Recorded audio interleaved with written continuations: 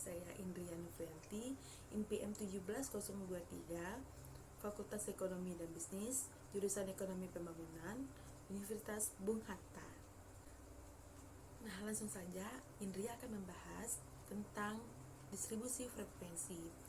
Yang pertama, pengertian distribusi frekuensi: data yang telah diperoleh dari suatu penelitian yang masih berupa data acak yang dapat dibuat menjadi data yang berkelompok, yaitu data yang telah disusun ke dalam kelas-kelas tertentu.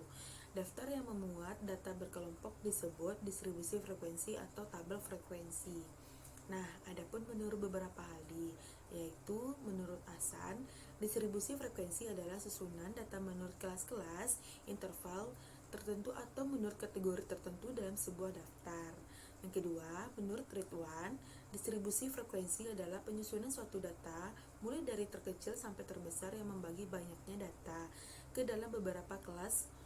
Kegunaan data yang masuk dalam distribusi frekuensi adalah untuk memudahkan data dalam penyajian, mudah dipahami dan mudah dibaca dengan informasi. Pada gilirannya digunakan untuk perhitungan atau membuat gambar statistik dalam berbagai bentuk penyajian data. Adapun bagi-bagian distribusi frekuensi, yang pertama kelas-kelas, yang kedua batas kelas, yang ketiga tepi kelas, yang keempat titik tengah kelas, yang kelima interval, yang keenam panjang interval kelas, dan ketujuh frekuensi kelas. Jenis-jenis distribusi frekuensi. Yang pertama, distribusi frekuensi biasa. Distribusi frekuensi yang berisikan jumlah frekuensi dari setiap kelompok data. Distribusi frekuensi ada dua jenis, yaitu distribusi frekuensi numerik dan distribusi frekuensi peristiwa atau kategori. Yang kedua, distribusi frekuensi relatif. Distribusi frekuensi yang berisikan nilai-nilai hasil bagi antara frekuensi, kelas, dan jumlah pengamatan. Distribusi frekuensi relatif menyatakan proporsi data yang berada pada suatu kelas interval. Distribusi frekuensi relatif pada suatu kelas didapatkan dengan cara membagi frekuensi dengan total yang ada dari pengamatan atau observasi. Yang ketiga, distribusi frekuensi kumulatif. Distribusi frekuensi yang berisikan frekuensi kumulatif, frekuensi yang dijumlahkan. Distribusi frekuensi kumulatif memiliki kurva yang disebut ogive.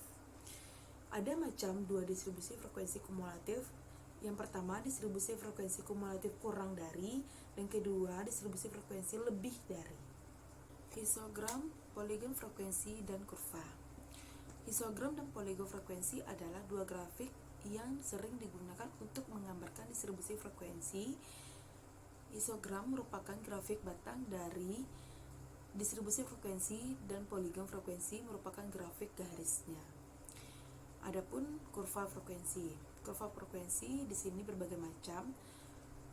Yang pertama simetris atau berbentuk lonceng, yang kedua tidak simetris atau condong, yang ketiga berbentuk J terbalik, yang keempat